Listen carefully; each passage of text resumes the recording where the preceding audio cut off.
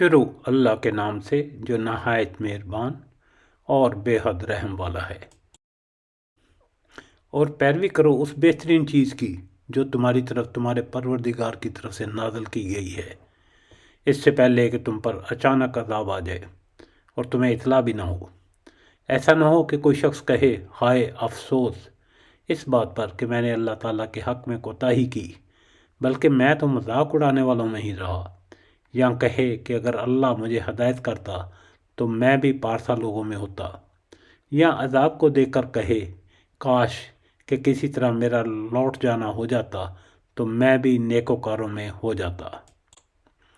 ہاں بے شک تمہارے پاس میری آیتیں پہنچ چکی تھیں جنہیں تو نے جھٹلایا اور غرور و تکبر کیا، اور تو تھا ہی کافروں میں۔ اور جن لوگوں نے اللہ پر جھوٹ باندھا ہے تو آپ دیکھیں گے کہ قیامت کے دن ان کے چہرے سیاہ ہو گئے ہوں گے۔ کیا تکبر کرنے والوں کا ٹھکانہ جہنم میں نہیں؟ اور جن لوگوں نے پرہیزگاری کی انہیں اللہ تعالیٰ ان کی کامیابی کے ساتھ بچا لے گا۔ انہیں کوئی دکھ چھو بھی نہ سکے گا اور نہ وہ کسی طرح غمگین ہوں گے۔ اللہ ہر چیز کا پیدا کرنے والا اور وہی ہر چیز پر نگہبان ہے۔ آسمان اور زمینوں کی کنجیوں کا مالک وہی ہے۔ جن جن لوگوں نے اللہ کی آیتوں کا انکار کیا وہی خسارہ پانے والے ہیں۔